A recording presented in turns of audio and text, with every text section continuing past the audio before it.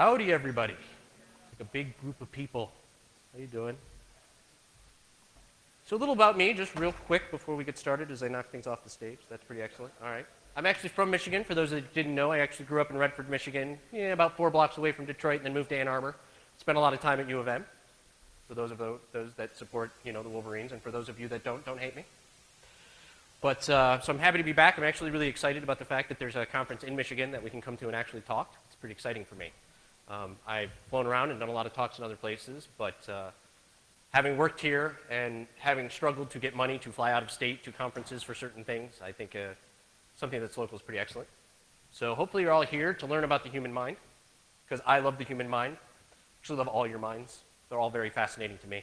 Spent my entire life dedicating myself to understanding why you do things, and then secondarily, how I can get you to do those things again. So this presentation is really about why you do the things that you have no idea why you do them. And that being said, is the foundations of social engineering. It's basically a predication off of social environment. We are social creatures. Like any other ape, like any other social construction of any other biological entity, we as a group function under certain pressures and dynamics. And those pressures and dynamics evolve over time, but have core relationships to those things we need to survive. And some of it has to do with how society has taught us to survive. And this particular image, by the way, is one of my favorite images in the world. And I'll tell you why. Some of you are looking at this image thinking, that guy's losing his pieces. Right? That's probably your first thought. Some of you are thinking, wow, maybe he's getting his pieces back. A social engineer, on the other hand, looks at that image and goes, ooh, I can move the pieces. And that's exciting. I like moving pieces. So in a culture today, we have built a culture off of providing value and services. We are a service-driven culture.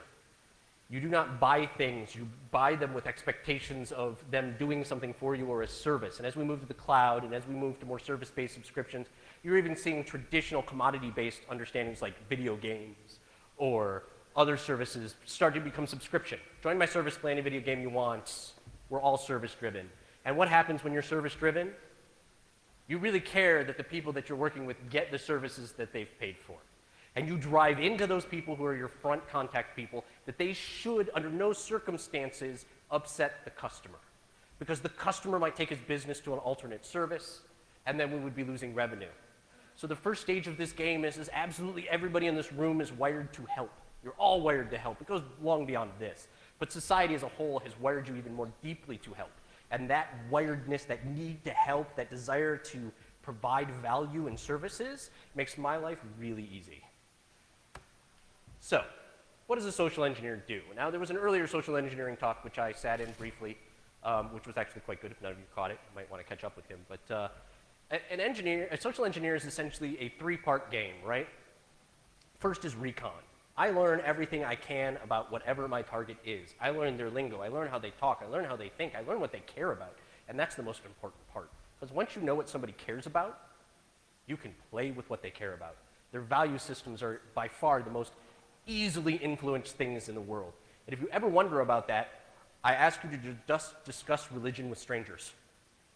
Right? Because religion is a value system. That's all it is, right? It's a very complicated value system with rules and with rituals around it, and I'm not saying it's neither real or fake or anything like that. It doesn't matter to me. What I am saying is that if you want to go have a conversation with somebody who's got a value system based off a specific religious bent and then disagree with them, you will see how actively people will defend their social mechanisms. I will tell you that LinkedIn is the worst thing that any company could ever do. I mean, LinkedIn is great for me, but it really sucks for all of you. I used to spend time dumpster diving. I don't know how many people have ever dumpster dived. Anybody actually ever done dumpster diving? Awesome. Oh my God, that's way more hands than I ever get, right? Anybody who's ever dumpster dived knows 2 things. 1, there's way too much paper in the world. We should really, really save the trees. And 2, coffee grinds suck. They just suck. They get into everything. They stain everything. They make everything smell like coffee. They're horrible. Rather have banana peels. Rather have rotten apples. Rotten meat is better than freaking, anyway.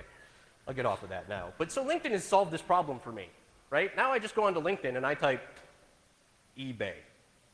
What do you want to bet? Like 100 people show up that work for eBay. Not only does it show up where they work, it shows me what they do. And not only it shows me what to do, it shows me what they did do in the past. It shows me what they care about. It shows me what skills they have. It shows me how they relate to their business. It shows me who else relates to them within their business. It builds this entire social framework map of your company.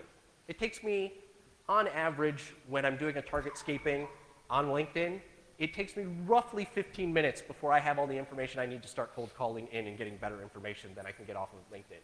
Now, don't get me wrong, I don't do that. I usually spend a lot longer doing my research, but that's just how easy it was. This used to take me days. I mean, this used to take physical penetrations into the environment to get into the dumpster just so that I could get stuff, or paying off the guy who does the garbage, or whatever have you, so that I could get access to the trash. Now I don't even have to do that anymore, man. It takes like, it's just ridiculous. So if you're on LinkedIn and you like to prescribe yourself about how great you are and how great you're doing for your company and all these wonderful other things, you're beaconing yourself to be a target. Like, just beaconing, right? You know, getting access to an employee used to be a really hard thing to do. It used to be difficult. You used to have to have really complicated pretexts. You used to have some reason for calling. You had to have some relationship that the person would want to engage you on. Not so much anymore. You don't need that anymore. The service-driven culture is defined a way that I can call you up and say, I don't even know what I'm doing, and someone will spend half an hour on the phone trying to figure out what I want so that they can help me. Like, literally, you can call a help desk up and be like, yeah, I'm not even sure what your company does, but I'm having a problem. And they will actually sit down and explain to you what their company does, and then explain to you how they can help. It's fantastic. I love these people. Social engineers in specific, there are multiple types of social engineers, and if you're wondering what type I am a con artist. Okay? I do the long cons. I'm not the short con game. I'm not the guy that writes the email that gets you to click on something, although I can. This is just not what I do. What I do is convince you to give me money, or convince you to give me resources, or convince you to do other things that you probably shouldn't do. Why I do that is a completely different reason, but it's just my style. So getting access to people is always the goal of my type of social engineering. People are my key. Some people don't want to interact with you at all. They just want to send emails to you and have you interact with technology and have the technology do all the work for them. And that's predominantly what you see today, because it's very low risk. For harder targets, for pharmaceutical companies, for banks, for people who have regimented segmentations of controls and who have a very clear understanding of how much their intellectual property is worth, and then go through the processes of protecting it, that's where people like me come in. We're the ones that actually physically penetrate the organization and deposit things like keys inside of the USB keys inside of the organization, or befriend the secretary, or send flowers to somebody that has a bug mic in it, whatever. Just we do these things. That's what we do. Corporate espionage is the name of the game.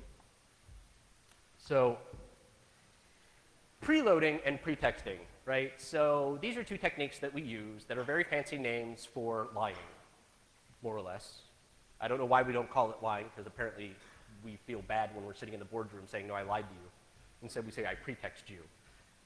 This got very popular, pretexting, very popular in the HP scandal. If anybody remembers the HP scandal with Meg Whitman, and the private investigators were using pretexting to get additional information on how investments were going. You get a huge deal, because it's technically not illegal. So just so you're aware, I can call you and tell you I'm the doctor of so-and-so, and I can do all these wonderful things, and it's not illegal until I cross a certain threshold. And that threshold is authoritative, right? So if I say I'm a doctor and I give you medical advice, oh, I'm screwed, right? Because I'm not a doctor and I'm impersonating a physician, that's screwed. But if I tell you I'm a doctor and I don't give you any medical advice, and I talk about something else, it's perfectly okay, it's not illegal. So the first step is find out how they talk. I can't stress that enough, right? In order to blend in with a target, you need to know how they talk, right? And you can't just call up, I don't know, a surf shop, because I'm from California now, and call up and say, yes, I'd like to see the numbers on the financial fiscal quarter of 2012 in January and February, because I believe we have a discrepancy in our tax audit. That doesn't work. I'm going to get a whole lot of what? And then I'm going to get shoved to somebody who actually knows what they're talking about, and I'm going to feel like an idiot. Some guy who's like a CBA is going to get on the phone and be like, what are you talking about? I have no idea, because I'm not a CBA. I can't do that. So we learn to talk like you. We learn to walk like you. Then we make contact with you. And as I've said before, with LinkedIn, trivial. I do it all the time, right? And once we've decided what our attack vector is, which is the local, most likely thing we're going to do to get to you, then we just execute on it. It's fairly simple. So recon. What does recon mean? So in the last social engineering talk, he touched upon a tool called Maltego. Some people knew what it was, and some people didn't. Maltego is what's known as an open source information collection system. right? So open source or open information collection system, sorry. And what that means is mining public places for data about you or your company or whatever it is that I happen to be targeting at this particular point. I like partners specifically. They're my favorite venue to attack because customers you can shove off because one customer isn't a big deal, but a strategic partner, pissing them off could cost you billions of dollars. Just in case you were wondering, like the last capture the flag at DEF CON, I don't know if anybody actually read that up by a guy who goes on Twitter by Tactical Intel. He and I were discussing it. His pretext was a Canadian Walmart, and he said that he was with the UN, and they were doing a disaster preparedness drill about an epidemic, and he wanted to know, what their capacity was to deal with that, and so that he could, help them win the contract. Yes, partners, right? Billions of dollars in revenue, awesome. Anyway, so yeah, I use LinkedIn, I'll follow connections individuals, I'll look at company relationships, I'll look at Twitter, I'll look at who Twitter is, by the way, fantastic, because it allows the company to interact with users. This allows me to track how they talk to their customers, which allows me to replicate their customers better. It even allows me to replicate their partners better because I now know what partners, what customers we have in common, sort of the Venn diagram of relationships. And then I exploit it.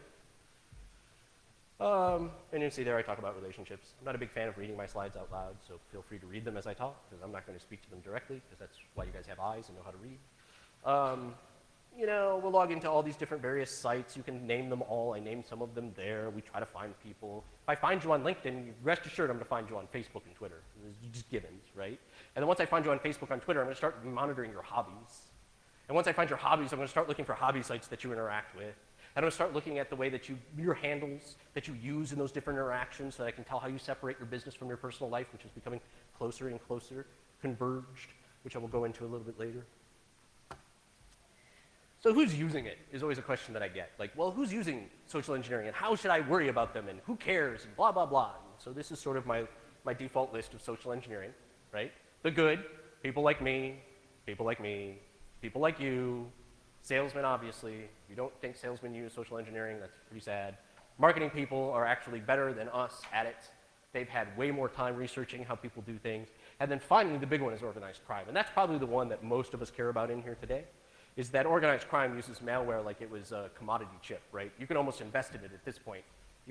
Literally, there's almost like a market where you can be like, well, I believe that this particular malware as a service company is going to do better business than that malware service as a company because of the way that they're going to market. Like, it's that bad. You can literally get that kind of information out there on those things. The bads, right? The bads are the phishers, the scammers, and the 411s. And how do you know they're bad? Because you can talk to just about anybody, and they will know what they are. Right? If you go up to your mother and you say something about a 411 scammer in Nigeria and she goes, oh yeah, Prince so-and-so, they're bad, right? They're mainstream knowledge, they're no longer good at it. The phishers tend to be moderately good at it. You might get that AT&T email that says you have an invoice overdue. To me, that's still in that sort of basic phrase. It doesn't have my name in it. It doesn't have any relationship to me. It's sort of a generic blast that says, do you have an AT&T account? I hope so. And if you do have one, have you checked it lately? I hope so. And if you haven't checked it lately, will you please click on this link? Right? That's sort of the pretexting that goes with that. I'm much more along the lines of more specific. And the ugly, right? We have the script kiddies, unorganized mafia, and school kids. And unorganized mafia is, places out of Brazil currently. Like, the best malware being written right now is coming out of Brazil. Don't ask me why. I don't know, but they're just making awesome malware. But they couldn't serve you malware as a business to save their life. Like, they don't have the infrastructure, they don't have the sophistication yet. That's still coming out of the Russian and the organized crime, the Russians, out of Chechnya, et cetera, et cetera. Anybody know what this is? Anybody? No? Nobody? Anybody familiar with the phrase phrenology? Aha! A couple people. Phrenology is the early 18th century concept that your brain size and the way that it worked and the bumps that you had on it actually determined what kind of person you were.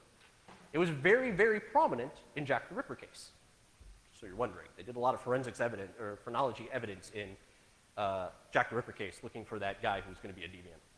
They used to take like measures of your head. But the reason that I have it up here is that this actually comes from a very famous book, Grey's Anatomy. Not the show, But before it was a show, it was a book. And it was known to be the best medical text in the world at its time because of one very specific thing: very, very good illustrations. That's what made it different than every other book. So this is actually in one of their copies. And what I like about this is it shows you something very specific, right? So you see things like combativeness over here. You see things like language and form and calculations and history and strategy over here. Does anybody happen to know how they figured this out? What do you think?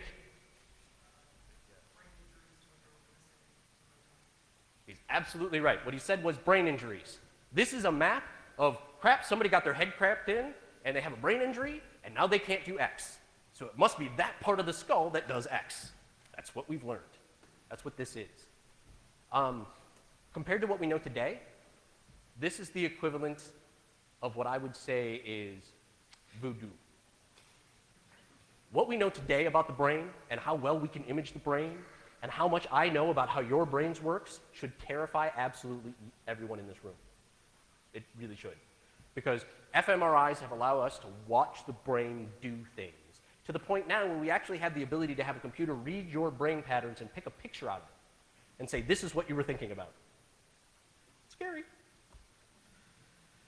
So social engineering do all these tricks, right? We have all these little mechanisms that have fancy names that we use in order to get you to do things. They all break around a certain set of ideals. But we have things like referential association. And everybody in here knows the referential association model. Absolutely everybody's exposed to it. In fact, you've been desensitized to it at this point, but it still sort of works. And for referential association, I only have to clue you into the Fiat commercial for the super sporty Fiat 500 that they built. You know, if you've seen that commercial, it essentially involves a not stereotypically handsome man and an extraordinarily attractive woman, and she really likes him a lot because that car is really fancy. Which implies that if I had the fancy car, very attractive women would find me very attractive, and then, so I should buy the car to have very attractive women come hit on me. We all know the reality of that, but that's just what they do, right? And it actually works in the reverse. Most people don't know this, but let's say you're not attracted to the woman because you're more attracted to the male role in that. What it says to you is that if you yourself go after the guy with that car, you will be that attractive. That's what it says in a referential model. All very convoluted. We use referential association in social engineering specifically in this one, this last line right here. The California State Taxation Board doesn't exist. Made it up. Sounds like it exists. Doesn't. But if I was giving a conversation with you and you had no reason to doubt me and I used that phrase, it wouldn't trigger anything in your mind. You would just go, okay, California State Taxation Board, okay. Maybe this is serious. Anyway. Sensationalism, I think we're all probably perfectly, excuse me, I can't talk. Okay. Sensationalism, I think we're all probably pretty aware of, right? Oh my God, this is the greatest thing ever. Steve Jobs died. This is his last dying words. Here's a picture of Britney Spears, you know, with her head shaved off, standing upside down in a water tank. It doesn't matter, right? But sensationalism is an artifact that says society has picked up on something, and if you don't know what it is, society will then ostracize you for being different. And if we all remember the playground when we were in grade school, we should all start realizing exactly what that feels like. It's much more subtle now. It's much deeper into our brains. We don't think of it in those very black and white terms anymore, but that's essentially what sensationalism does. It says, everybody in the world is watching Friends. You're not. You're weird. You can't participate in our conversations. You can't hang out with us. You're not. You didn't read Harry Potter. You don't even know what a snitch is. Why would we even talk to you, right? These are the things that sensationalist does. And then scarcity. I don't know, man. Scarcity is a weird one. It works if it works well because you have to have really defined scarcity models in order to have it work. But it really sort of fails on all other models. But scarcity, like, I don't know, you realize this. We're about to reach a bacon shortage. I don't know if anybody realizes this or not, right? But it's actually true. I'm not making that up. Like, there is a critical bacon shortage coming. And it's because the corn drought has gone so badly we can't feed the pigs to get enough pigs to make bacon, right? So the scarcity of bacon is going to cause the cost of bacon to go skyrocketing, right? That's what scarcity does. But if it's not real, if it's inflated scarcity, it tends to fall apart on you. Acting. All social engineers essentially are actors in one way, shape, or form. We're just playing a role. Now, all of us in the world are actors. The people you are at home are not the people you are in society, because society has a set of rules, and when you violate those set of rules, there are consequences. I'm fairly sure that all of us at times have wanted to execute something that we wanted to do very, very badly in a situation, but restrained ourselves because there are police. Right? That's what police are. They're the social cops, right? Like, no, we as a society do not tolerate the fact that you jumped up and beat the crap out of this guy. That's not acceptable. You can't do that. Well, you can, you just have to pay for it later. In some cases, that might be worth it to some people. Normally in here, I do some sort of like real acting thing, but meh. If you don't think I'm standing up here acting now, then I'm better than you think I am. So we won't go over that. Question overloading. Question overloading is very popular in a very specific set of people.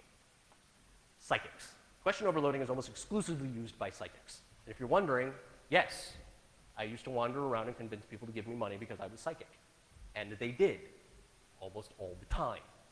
I am not psychic. I made it all up.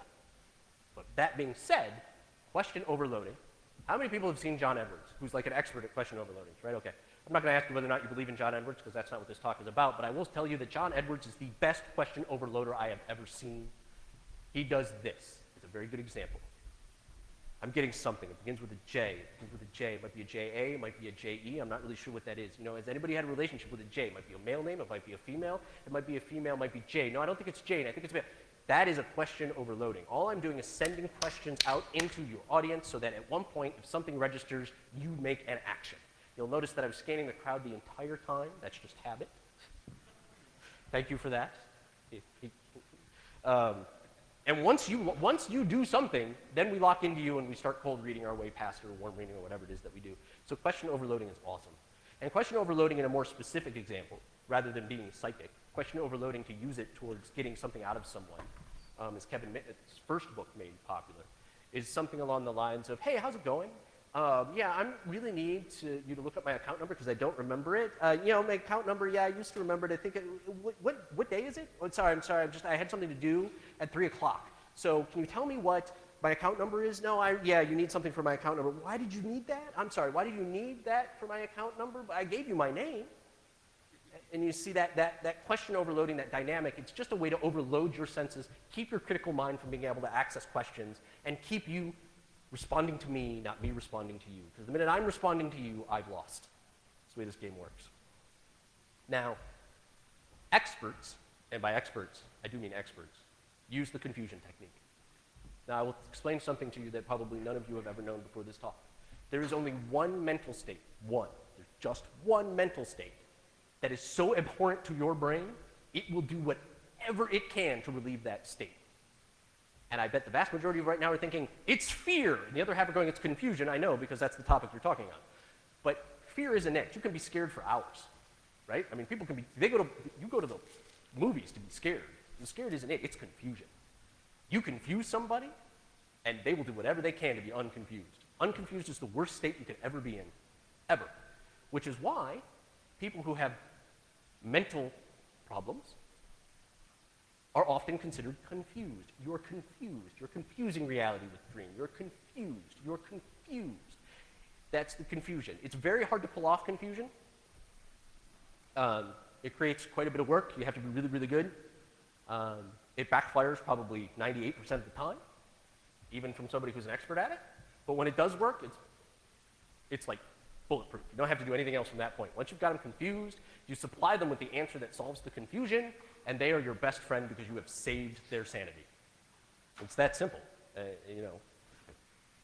And I think everybody in here can probably think of a time where they were confused by something, and somebody said something that sounded reasonable, and then 5 minutes later you walked away and went, no, that doesn't work. That's not right. That's what the confusion trick does. It just makes you leap at whatever I can for about 5 seconds so that I can get whatever I want done. I think this one is old hat. You know, everybody knows what claiming authority does, right? Everybody knows the power of the clipboard, I'm sure, by now, right? I mean, in the 1980s, having a clipboard was novel. By the 1990s, having a clipboard was suspicious. And by the 2000s, having a clipboard is just annoying, right? You see people with clipboards, and you go, oh, man, he's got a clipboard. Now he's going to like want to check things and do stuff. I thought I was getting out of here early. But But claiming of authority for people like me do it slightly differently. We no longer need the clipboard. We never needed the clipboard. The clipboard was just a prop. What we do is claim authority through statements, right? So I have a couple statements up there. My favorite one actually is, look, has anyone else taken CPR classes? No? This is what we do, right? Did you hear I said that? Very authoritarian, very straight. Did anybody doubt me? No reason to doubt me, right? Until I give you a reason, right? I know CPR. The first thing we should do is a tracheotomy. What? Huh? Right? That causes you to pause. Yeah, okay, but you know. Has anybody else taken CPR? What we need to do is raise his head and clear his mouth so he can breathe. I'll do that. That sounds reasonable. Never taken a CPR class in my life. I have no idea how to do it. Right? Couldn't tell you. But it doesn't matter. I didn't say in here, I never said I took CPR classes. I didn't do it. I just said, have you? No? Well, then I'm more of authority than you are because you don't know. If you don't ask me if I know, I'm gold. Right? Aggressive posturing. This is part of confusion. You use aggressive posturing usually to create confusion, but aggressive posturing is it's more along the lines of just causing somebody to feel more risk than they should at a given particular. And like most often, it's used by frontline people, right? Like you get help desk people. Aggressive posturing works for low-line people who are scared of losing their job, right? That's really where it works. You start getting to management level or director level, and then aggressive posturing does nothing but makes them irritated and piss them off and make them want to ask more questions about you. I think actually aggressive posturing was used in the CF. You guys haven't read the social engineering capture the flag from last. It's actually really good. But he used aggressive posturing there by stating, I don't know, but I know it's worth billions of dollars. It's aggressive posturing, right? Like you personally are going to be responsible for this company losing billions of dollars. You, right? Not many of us would stand on the other side of that phone and go, well, no, I'm going to ask some more questions. This is the way it works. By the way, if you have questions at any time, just draw my attention and I will try to answer them. Pattern interrupts, my personal favorite. Pattern interrupts. Actually, I have a blog out on InfoSec Island that uses a pattern interrupt that went out today. Pattern interrupts are the ability to short-circuit your brain. If you want to think of them as a buffer overflow for the human brain, you can. That's sort of what they are. But if somebody's having a very intense conversation about something, I don't care what it is, and you suddenly go, have you seen the purple elephant? They are going to stop. Because it has nothing to do with anything, and they have to devote time into their into their process engine in order to figure out what the heck you're talking about and then supply context with it. You can see how this relates to confusion, right? Like, oh my God, polka-dotted elephant. What? What polka-dotted elephant, right? But that pattern interrupt is a way for us to stop you from going down a path we don't want you to go down. If you're starting to go down a path, you're going to ask me questions that I can't answer, I might pattern interrupt you so that you derail your thought processes and then convert you to a path that's more beneficial to my process. Oftentimes, this is security guard stuff.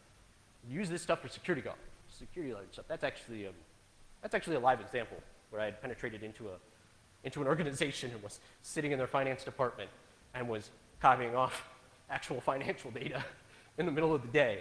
Somebody came over and like, hey, you shouldn't be accessing that, because I stole somebody's credentials who didn't have access to whatever it was that I was mining. And that was my response to get by. What? Oh, hey, real quick, what color is 3? Like, you can't answer that question. It's just one of those things, right?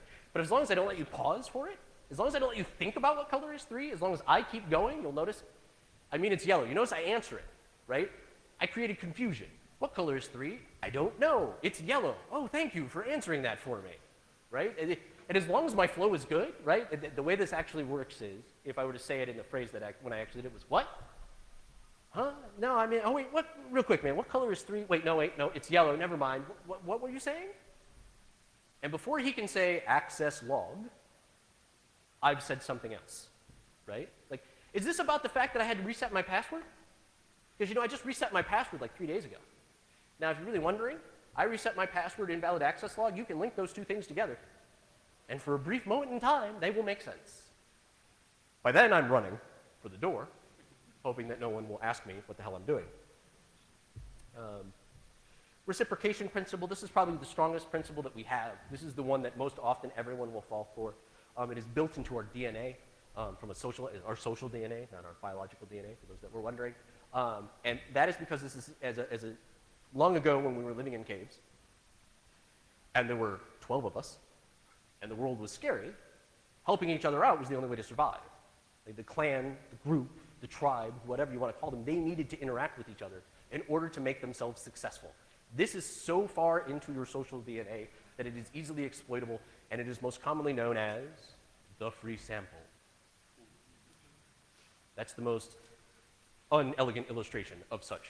But it's the same thing that says, hey, John, I noticed you like this sort of book, whatever it is, so I found one while I was on a trip. Here it is. Here's your book. Now, the next time you come up to John and say, hey, John, can you do me a favor? He says, well, you even thought about me enough to buy me this book, so of course I can do this favor for you. It's only fair. Now, that's not what he actually thinks, because it's way ingrained, but that's more or less what happens. Time splitting. Nah. Time splitting is awesome. Time splitting is most used by magicians, in case you were wondering. Time splitting is the fact that sound and light travel at different speeds, and the differences between your ability to process information and what actually happens are different. So by the time you hear my voice, I've already said it. And by the time you get it in your brain and process it and put things into it and understand that there were words coming out of my mouth, it's already happened. The further away you are from me, the longer this takes to happen. Now, you can use that to do pattern interrupts, you can use that to do confusion techniques, you can do that to cause differential perceptions based on certain things. Magicians use it a lot. I won't tell you how, though, because it's kind of their secrets. But I am a hypnotist, for those that did not know. Multiple certifications in hypnotism. And the classic hypnotism command, sleep, is a very good example of time splitting, right?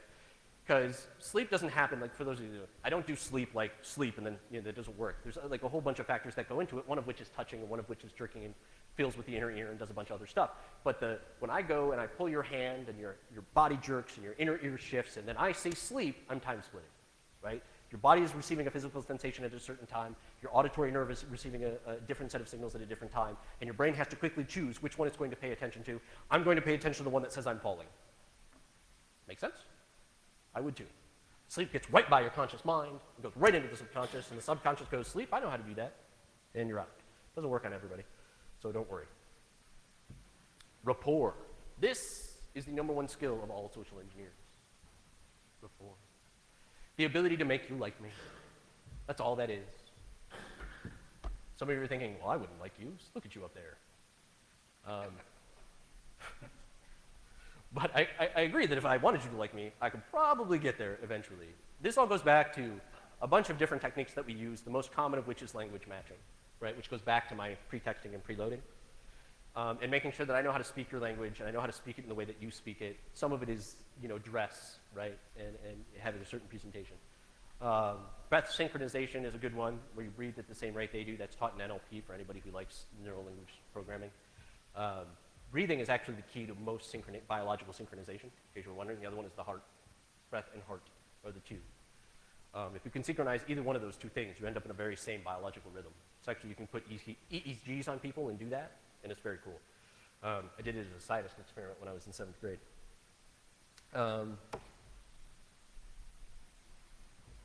That is flat. Flat piece of land, right? Love this picture. Flat piece of land. It's not flat to me either, by the way. I know it's flat, but it doesn't look flat to me. In fact, that particular girl up there really throws me off because it looks like she's standing on a decline, which she's really not. She drives my brain crazy. But the goal here is, this is how easy it is to drive your brain crazy. Right? I'm standing up here, and I'm now driving your brain crazy. Your brain does not understand this image. You're intellectualizing it. You're putting it across, and you're saying, I understand that it's not really warped and blah, blah, blah. But if it's this easy from your visual arm, this is just your visual cortex, right? I'm just playing with your visual cortex and your space relationship. If it's this easy to do to your visual arm, imagine what I can do to the rest of your senses. For example, how many people in here, just take a guess. Just hold up your hand with some fingers about how many nervous systems you think you have. Anyone want to take a gander? You think you have 2? 3? You think you have 5? We got 1 over there, 5, 1. Okay, so for the most part, the guy with 3 had it. There's actually 3 discrete nervous systems in your body. 3. One of them is the conscious one we all know and love, and we interact with every day. The second one is your fight or flight mechanism. We used to think that somehow they were related. They're not. It's a completely separate nervous system. They both start at the stimuli and then completely branch off into different directions, and never shall they meet, ever. So if I can affect change in one, it will affect change in the other. Now the third one, they just discovered, and it's weird. It involves touch, and it has no purpose that we can figure out except to let you know that you're being touched by another human being. That's it. It's too slow to be a reactionary, reflex survival instinct. It doesn't carry any additional messages about pain, discomfort, blah, blah, blah, so it's obviously not designed around motor functions or any other conscious systems that we do. It's literally there to tell you somebody else who is also a human is touching you. That's it. That's all it does. Found that like a year ago. They were like, oh, look, you have just yet another nervous system. Awesome. So how does this all work? These are real-world examples that I did in my previous life when I was young and had more time. I was hired by a company to acquire their intellectual property. That's what they wanted me to do. Made a cute marketing profile of a woman. She was cute. I don't know where I found her picture. Google is awesome. Mined a connection, looked for somebody, made the connection, looked at Facebook to get the hobbies, found out that one of his friends had just changed jobs, who was no longer, that used to work at the company but doesn't anymore and is now working at a different company, and was on vacation. Forged an email from that guy, right, on vacation. They like snowboarding, just in case you were wondering what their favorite topic was. So I sent them, you can see here the example of the language that I used, email forged, dude, check out my wife, totally carving a diamond. How many people in here think he didn't click on it? Anyone? Anyone? Yeah. So keylogger, IP acquired, 7 hours. And in particular, this particular person was targeted because I found him on a forum complaining about antivirus and how it was screwing up his build times. So I targeted him specifically because I knew that, because I didn't have a 0-day, right? I wasn't like gonna go buy a 0-day, right? I like took like off the shelf, like, you know, can download it from anywhere, bad malware, and slapped into this guy's system because he didn't have antivirus on it, and then stole his IP. It took me 7 hours. The key thing about this one is that I literally went into the conference room to get the rules of engagement for the gig, walked back in the same day and handed them a CD with their own intellectual property on it, right?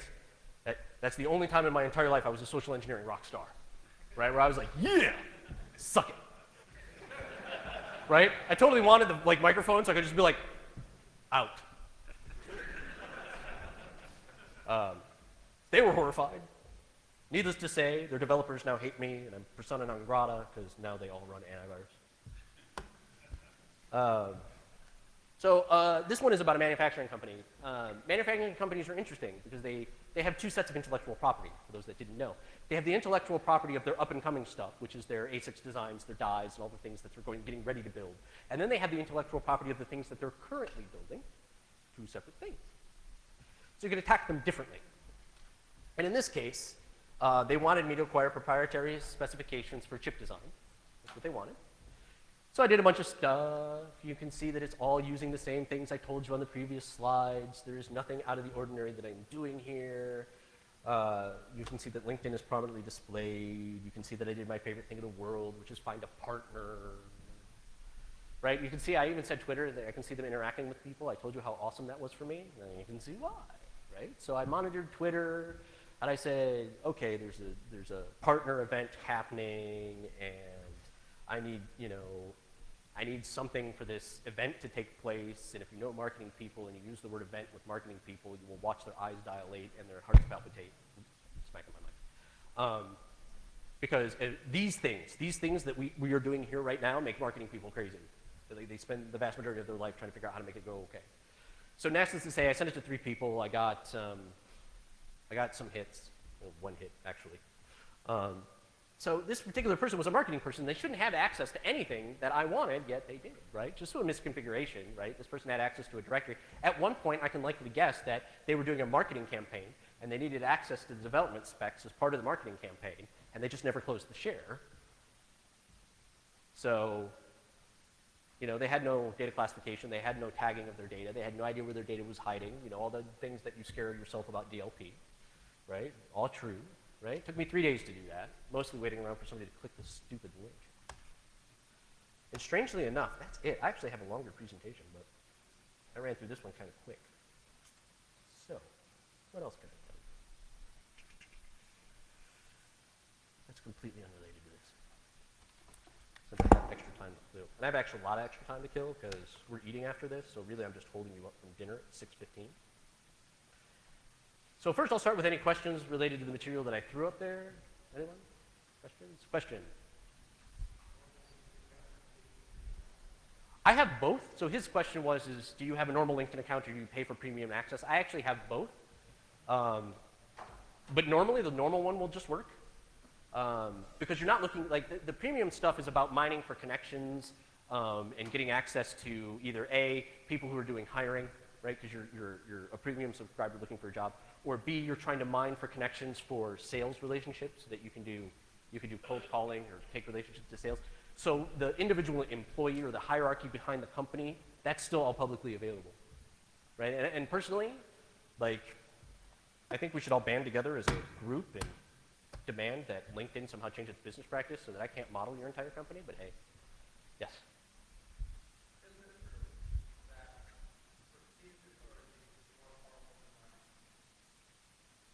That depends. I mean, I would say in general, yes, in general. So his question was, is it true that perceived authority will trump morality? And the answer to that is usually, right? And it depends on the level of stressors that are involved. And for those that don't know what stressors are, remind me to turn my phone off. Okay. Stressors are those things that cause you anxiety. That's what a stressor is. That's just the name for them. We call them stressors.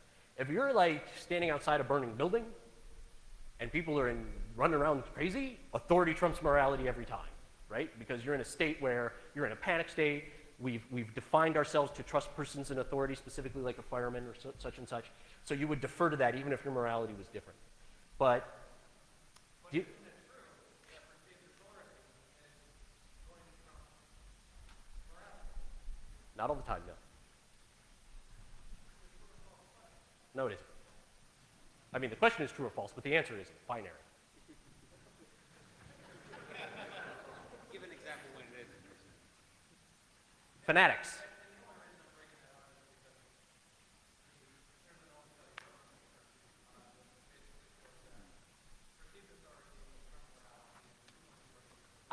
I agree. I said, right. Right.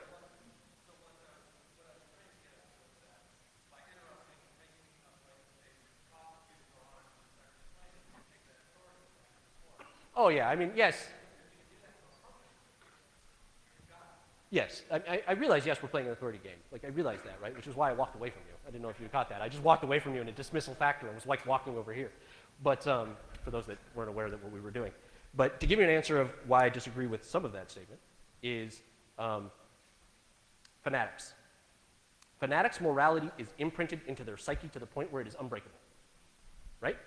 Think of the guy who has tons of guns and is sitting in his house and says, I will not pay income tax. Authority is not trumping morality there in any way, shape, or form, right? But yes, in a normal social situation, authority will always trump morality unless, of course, there's something more severe in case, like, shoot that guy. Well, that might not work. So, just give you some more background. Like, I have degrees in therapy, hypnotherapy, mentalism is this form of magicians, some magic stuff.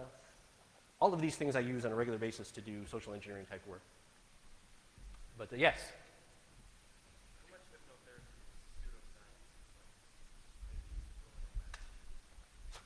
To answer your question in the clinical definition, all of it. There is no clinical study that shows that hypnotherapy is any different than you thinking yourself to yourself, I don't want to do this anymore. It all works under the basic preamble of two things. Well, mostly it's placebo, to be honest with you, right? Like the placebo effect is well known, and everybody in here probably knows about it. It's ridiculously powerful. But what hypnotism does is it really just encourages you to do something that consciously you aren't able to do. So it's really, you have, I'll get to you in just a second. You have a conscious mind and an unconscious mind, sort of. That's not really true. Actually, you have about 1,000 different centers in your mind that all pick and choose about whether or not they're going to do something. There was once a great quote by Whitman, I think it was, that I am multitudes, which is an actual and correct statement. There are different sets, there's centers in your brain that fight with each other over whether or not you're going to do something. That's why you're going to have a war with yourself. I want to, no, I'm not going to. That's why you can do that. You couldn't do that if your brain wasn't competing with itself. So all hypnotism does is put you into a state where you are receptive to doing something. That's it. And if it's not something you want to do, you won't do it, but it allows you to get rid of all of those behaviors and manufacturers that you built yourself and go straight to your underlying behaviors and say, you know what, let's stop eating chocolate every day, right? And then you go, okay, so I'll try not to eat chocolate every day. It's not really that extraordinary. Yes, sir.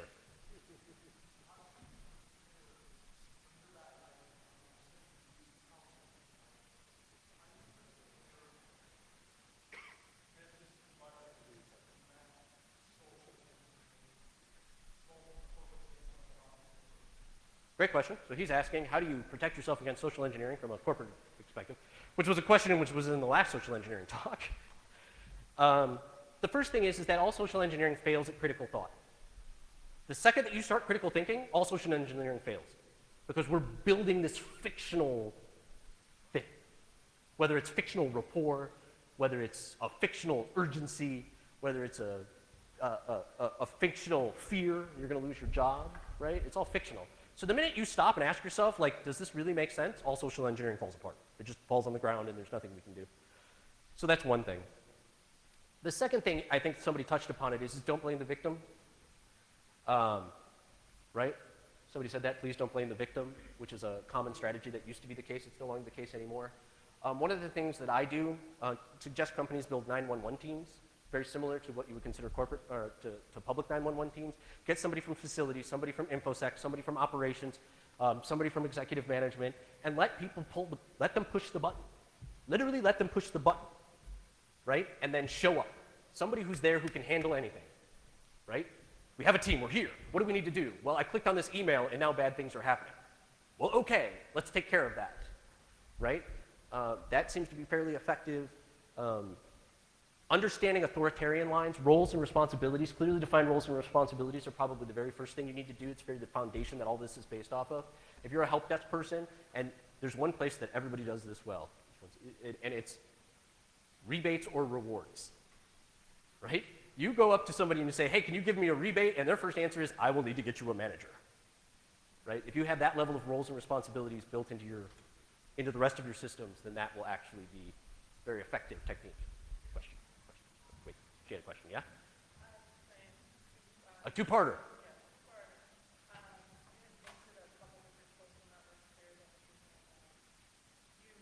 Yeah.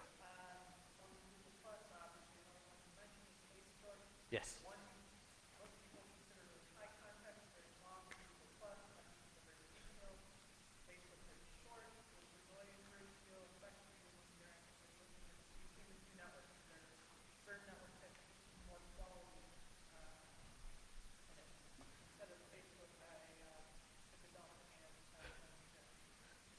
So the question was, out of the social networks that you engage in, are any of them more high quality than other ones? And that's a difficult question to answer because it really depends on what you're looking for. If I'm looking for hobbies and behaviors and language text of how an individual operates outside of work, I go to Facebook, not Google+, right? And Facebook tells me a lot more. If I'm wanting to figure out how people interact at a short session, I'll go to Twitter, right? Because if I just want to know, like, let's say I want to do an exchange with you that doesn't last more than 5 minutes because I'm worried that if I spend more than 5 minutes, somebody's going to figure out what I'm doing. I'll go to Twitter to figure out what keywords you respond to. I don't spend a lot of time on Google Plus unless I'm doing Google. Because last time I checked on it, it may be different now, but Google Plus was a lot of Google people and like their friends. And they hadn't reached beyond that yet. It may have gotten more popular now that people are pissed off at Facebook for changing their ecosystem again. I don't know. Two-parter, yes.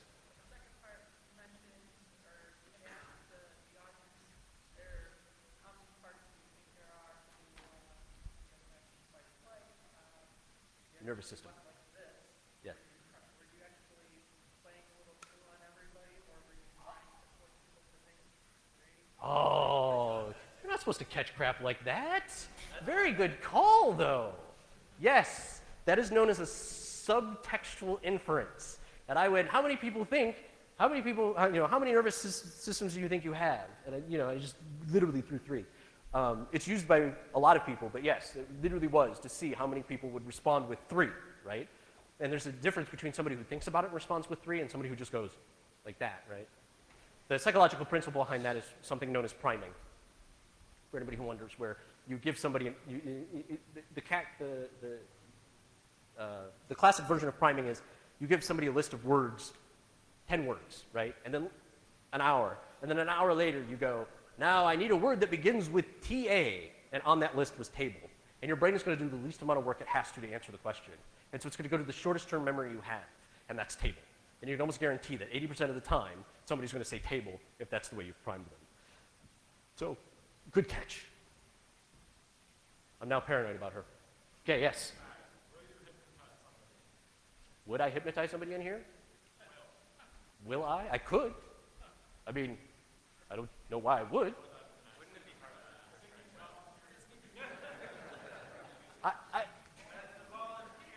I'll say after this is over and people are moving towards food, then I will do it. I don't, my talk's not about that, and I don't want to confuse anybody and it's like, whoa, we had a hypnotist show at GrrCON. It's not really what I'm going for.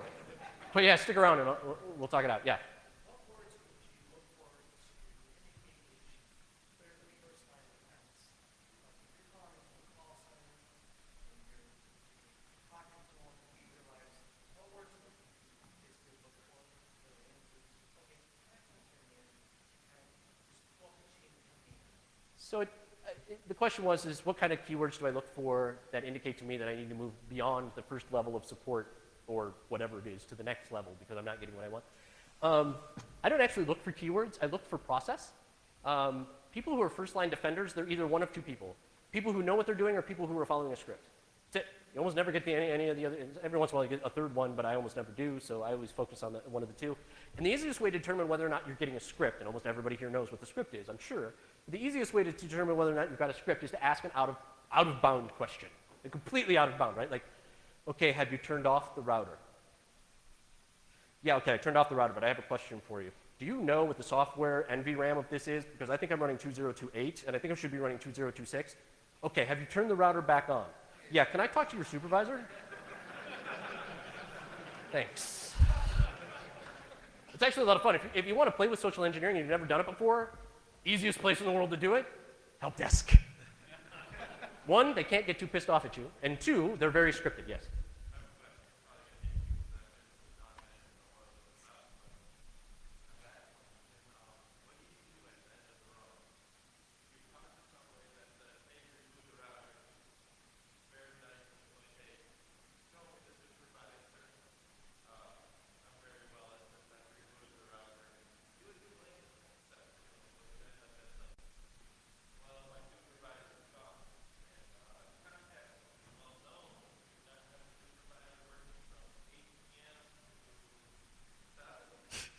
Fair enough. So yeah, it's a complicated question. First, I would just like to point out that the question is from somebody who actually didn't sit through the talk, which I find fascinating. Like, that's awesome. Like, I'm just going to ask a question. That's cool. You should reward that, man. That's how you learn. The question was, so let's say you're on the phone. This is not normally what I use social engineering for, but it does work. You're on the phone with like help desk and you're having a problem and you want to escalate, but they won't let you escalate because, well, they're trained not to, right? We all know that they're trained not to. There are a couple things that you can do. First of all, realize that you have no power, right? That person's escalation process is their decision. And you have to give them a reason to escalate because otherwise they will get fired. That's how they think of it, right? You don't have to think about how you think of it, like I just want to get my crap fixed. You have to think about it like this dude's got a job. It's not the greatest job in the world because he's obviously answering my phone call. And he's very limited in what he can do, right? It's what he's doing. But yeah.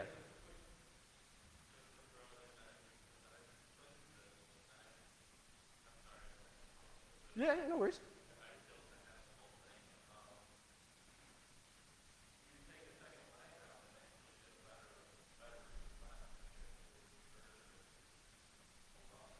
well, there's some things you can do. The issue here is that you need to find the trigger point that's going to cause that person to refer you out. That's what you need to do, right? You need to find out what that person needs so that he can. And then one of the things that I do, and this happens all the time, is what will make this so bad you can't fix it? I ask that question. I literally do. Like, what will make this so bad that you can't fix it? If it has this light on, it has that light on. Well, why didn't you say that at the beginning? I didn't know that light was important until you told me. Right? There's that. The other thing to do is that's a case where you have to build rapport, and you have to give that person a reason to help you, and you have to explain it, and like, you know, just relate to them. Be like, okay, so I have to do this. Be like, dude, I know you have to run through this script, right? I know you do, man. That's cool.